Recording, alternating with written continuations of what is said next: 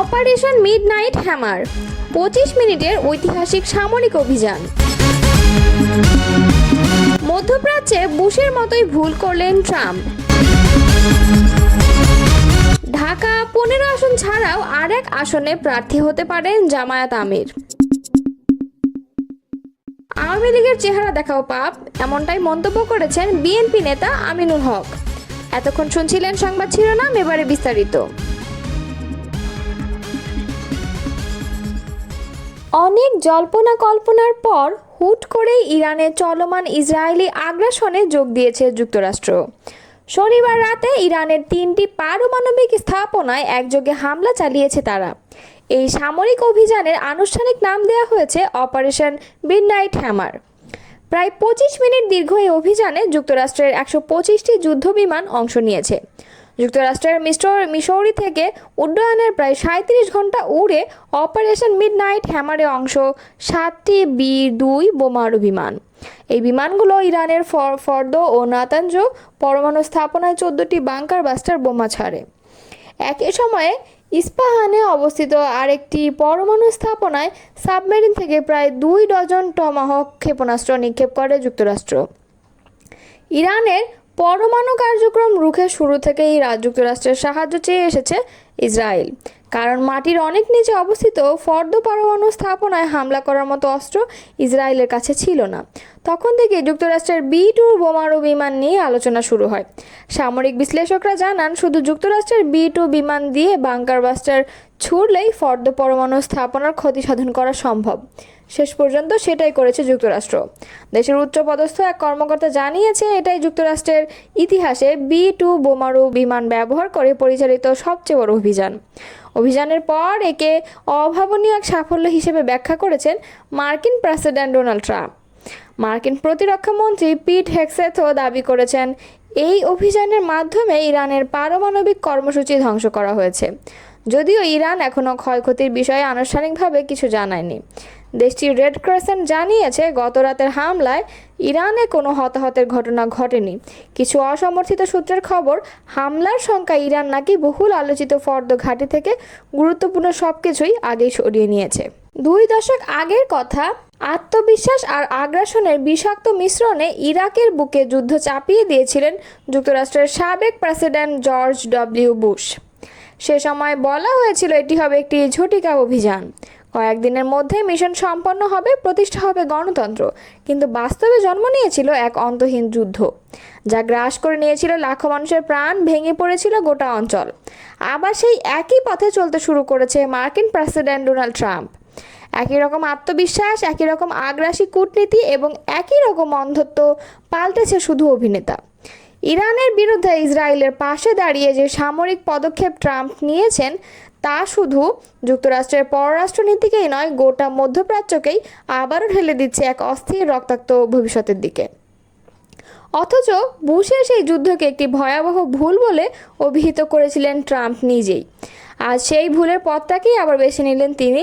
The Washington post 2016 সালে Trump নির্বাচনী প্রচারে বলেছিলেন, যুক্তরাষ্ট্রের মধ্যপ্রাচ্য যুদ্ধগুলো ছিল ভয়াবহ ভুল। 2020 এবং 24 সালের নির্বাচনী সমাবেশেও তিনি বলেছেন, যুক্তরাষ্ট্র তৃতীয় বিশ্বযুদ্ধ ঠেকাবে এবং বিদেশ নয়, নিজেদের ঘর সংস্কারে মন দেবে। অযথা তিনি এখন যুক্তরাষ্ট্রকে টেনে নিয়ে যাচ্ছেন ইরান ইসরায়েল সংঘাতের মাঝে। বিশ্লেষকদের মতে এর ফলে ট্রাম্প প্রশাসনের কূটনৈতিক অগ্রগতি যেমন ব্যর্থ হতে পারে, তেমনি মধ্যপ্রাচ্যে আরেকটি দীর্ঘমেয়াদী সংঘাত শুরু হওয়ার আশঙ্কা তৈরি হয়েছে, যেটার খেসারত দিতে হবে মার্কিনীদেরও। এই পরিস্থিতিতে একযোগে উদ্বেগ প্রকাশ করেছেন 2 ভিন্ন রাজনৈতিক আদর্শের 2 বিশিষ্ট বিশ্লেষক, প্রগতিশীল ম্যাথিউ ডাস এবং রক্ষণশীল সম্পাদক সৌরভ আহমারি। তারা স্পষ্ট করে বলেছেন, যুদ্ধ নয়, এই মুহূর্তে কূটনীতি ও শান্তি আলোচনার পথই গ্রহণ করা উচিত। আগামী সংসদ নির্বাচনকে সামনে রেখে রাজনৈতিক দলগুলোর মধ্যে নানা হিসাব নিকাশ চলছে। এরই অংশ হিসেবে প্রধান উপদেষ্টার ঘোষিত সময় ধরেই সব আসনে জাতীয় নির্বাচনের প্রস্তুতি শুরু করেছে বাংলাদেশ জামায়াতে ইসলাম। আগামী নির্বাচনে অংশ নিতে অন্তত 296 আসনে প্রাথমিকভাবে সম্ভাব্য প্রার্থীর তালিকা চূড়ান্ত করেছে দলটি। ধাপে ধাপে আসন ভিত্তিক সম্ভাব্য এসব প্রার্থীর নাম অনানুষ্ঠানিকভাবে ঘোষণা করেছে জামায়াত। আসন্ন নির্বাচনকে সামনে রেখে কেন্দ্র থেকে তৃণমূল পর্যন্ত ব্যস্ত সময় পার করেছেন দলটির নেতাকর্মীরা।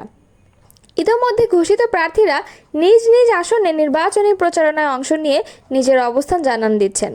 এদিকে দলটির আমির ডাক্তার শফিকুর রহমান ঢাকা 15 আসন থেকে আগামী নির্বাচনে লড়তে পারেন বলে জানা গেছে। ইতোমধ্যে এই আসনে নির্বাচনী প্রচারণা চালিয়েছেন জামায়াত আমির। চলতি বছরের 25 এপ্রিল রিকশায় করে নির্বাচনে গণসংযোগ করতে দেখা গেছে ডাক্তার শফিকুর রহমানকে। এর আগে 2018 সালের জাতীয় নির্বাচনেও এই আসনটিতে প্রার্থী হয়েছিলেন ডাক্তার শফিকুর রহমান। অন্যদিকে ঢাকা 15 আসন ছাড়াও জন্মস্থান মৌলভীবাজার 2 আসনে প্রার্থী হতে পারেন জামায়াত আমির। দলীয় বিশ্বস্ত সূত্রে এমনটি জানা গেছে।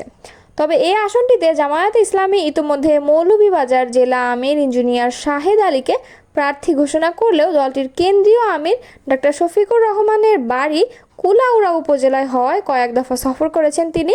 হিন্দু সম্প্রদায় ও চা শ্রমিকদের সঙ্গে মতবিনিময় করেছেন জামায়াত আমির। এছাড়াও তৃণমূল পর্যায়ের বিভিন্ন সমাবেশে ও পথসভায় প্রধান অতিথি হিসেবে অংশ নিয়েছেন। মৌলভীবাজার জেলা জামায়াতের সেক্রেটারি জেনারেল অধ্যক্ষ ইয়ামির আলী যুগান্তরকে জানান, কে কোথায় প্রার্থী হবেন এ সিদ্ধান্ত নেবে দলের নির্বাচনী মনিটরিং বোর্ড। তবে মৌলভীবাজার 2 কুলাউড়া আসনটি কেন্দ্রীয় জামায়াত আমিরের জন্মস্থান হওয়ায় এলাকার মানুষের দাবি এই আসন থেকে যেন জামায়াত আমির নির্বাচনে অংশ নেন। বিগত 17 বছর আওয়ামী স্বৈরাচার যে জুলুম ও নির্যাতন চালিয়েছে তা ভুলে গেলে চলবে না বলে মন্তব্য করেছেন বিএনপির কেন্দ্রীয় ক্রীড়া বিষয়ক সম্পাদক আমিনুল হক। তিনি বলেন, এই ইতিহাস যারা মনে রাখে তাদের পক্ষে আওয়ামী লীগের সঙ্গে মেশা তো দূরের কথা, তাদের চেহারাও দেখা পাপ। রোববার দক্ষিণখান ও বিমানবন্দর এলাকায় দুটি পৃথক পৃথক অনুষ্ঠানে ঢাকা মহানগর উত্তর বিএনপির সদস্য ফরম বিতরণ এবং নবায়ন কর্মসূচির উদ্বোধনকালে তিনি এসব কথা বলেন। আমিনুল হক বলেন, দীর্ঘ 17 বছরের আন্দোলন সংগ্রামে যারা নির্যাতিত, নিপীড়িত এবং দলের জন্য ত্যাগ স্বীকার করেছে তাদেরকেই সবচেয়ে বেশি মূল্যায়ন করা হবে। সদস্যপদ নবায়নে তাদের অগ্রাধিকার থাকবে। এবং তিনি বলেন, যারা দিনে বিএনপি করে আর রাতে আওয়ামী লীগ করেছে, আওয়ামী লীগের নেতাদের সঙ্গে ঘনিষ্ঠ ছবি রয়েছে, তাদের সদস্যপদ নবায়ন করা যাবে না।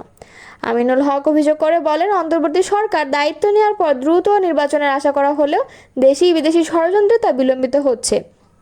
আওয়ামী প্রেতাত্মারা নির্বাচন ঠেকাতে এখনও তৎপর। এ সময় আরও বক্তব্য রাখেন ঢাকা মহানগর উত্তর বিএনপির সদস্য সচিব মোস্তফা জামান। এছাড়া উপস্থিতি ছিলেন দক্ষিণখান থানা বিএনপির ভারপ্রাপ্ত আহ্বায়ক হেলাল তালুকদার এবং বিমানবন্দর থানা বিএনপির আহ্বায়ক মনির হোসেন ভূঁইয়া প্রমুখ।